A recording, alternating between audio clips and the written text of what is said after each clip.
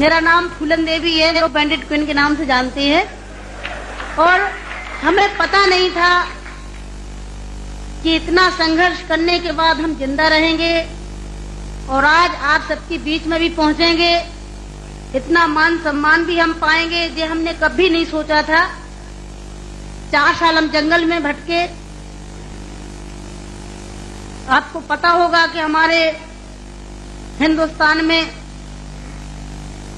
नहीं कहना चाहिए ऐसे मौके पर, कहूंगी, बताऊंगी जो मेरे पे बीती है, कि हमारे सामंतशाही लोग, पैसे वाले लोग, और खासकर मैं जात का नाम लूंगी तो लोग कहेंगे दुबई में जाके जात पुकारी रहेगी। ऐसे ऊंची जाति के लोग जो जात पात को मानते हैं, हम जैसे गरीबों को, दलितों को, दबे कुचलों को, अल्पसंख्यकों को एकदम ये सोचते हैं कि कीड़े मकोड़े हैं, जो इंसान नहीं है। तो उन लोगों को मैंने बताया कि मैं इंसान हूँ, अगर हमें तुम मारोगे तो हम भी चुप नहीं बैठेंगे, हम भी जवाब देंगे। और इसलिए मैंने कई दफे सोचा कि मैं आत्महत्या कर लूं, मर जाऊं, पर मैंने सोचा कि मरती तो हजारों लड़कियां रोज हैं। बताओ, हमें डाकू के नाम से जानते हैं लोग, डाकू, फूलन देवी डाकू। बताओ, मेरी 4 हाथ पैर हैं। कहते चम्मिल घाटी की है, चम्मिल घाटी की, चम्मिल घाटी मेरी माँ बाप है। अरे मैं माँ बाप से पैदा हुई हूँ, मेरा कसूर यही है कि मैं झोपड़ी में पैदा हुई, गरीब परिवार में पैदा हुई, दबी कुचली समाज में पैदा हुई, तो हमें जीने का अधिकार है नहीं। मेरे भाई और बहनों, मैंने कोई बुरा काम नहीं किया। मैं तो वहाँ भी मंच में बोलती हूँ, अब्बू भाई के साथ में तो कई सभाएं हुई हैं, बहुत बड़ी बड़ी सभाएं हुई हैं, कि मैंने कोई बुरा नहीं किया है। आपने सुना होगा, सुना था, आप तो वहीं के सब रहने वाले हैं, कुछ हमारे भाई हैं यहाँ के, है कि एक सीता के कारण इतने बड़े जो रावण का आज तक पुतला फूंकते हैं, उसका यही कसूर था कि खाली एक औरत को उठा ले गया तो आज तक पुतला फूंकते हैं। मैंने क्या बुरा किया? मेरे साथ भी ऐसे रावणों ने अत्याचार किया, मैंने उन रावणों को जवाब दिया। फूलन देवी वो डाकू है, डाकू है।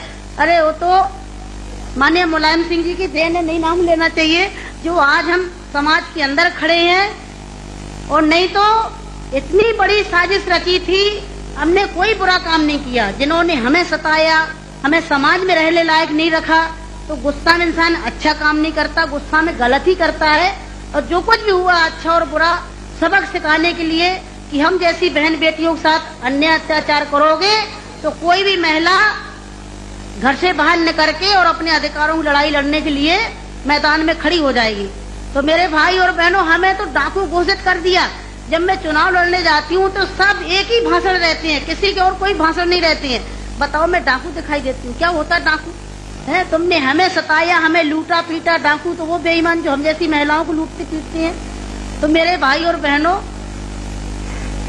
4 साल में जंगल में भटकी, 11 साल में जेल में रही, और जेल में भी हमें पागलों के साथ रखा गया था।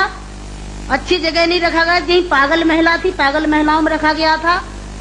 11 साल तक हमें जेल में रखने के बाद कोर्ट में पेश नहीं करा गया। और जब जेल से छोड़े गए तो बहुत बड़ा हमारे हिंदुस्तान में तूफान आया, इतनी बड़ी डाकू को छोड़ दिया गया, बहुत बड़ा अन्याय हुआ। बस आप सबका प्यार था, आशीर्वाद था, कुछ ऊपर वाले की भी दुआ थी, जो आज आप सबके बीच में है। हमारे चैनल को लाइक कीजिए और हमारे चैनल के नियमित सदस्य बनने के लिए सब्सक्राइब बटन पर क्लिक कीजिए और आपकी जनता दल न्यूज़ को लगातार बढ़ाते रहिए। जुड़े रहिए आपकी जनता दल न्यूज़ के साथ। नमस्कार। Evergreen colours India private limited, रंग है तो जीवन है। Stay home, stay safe.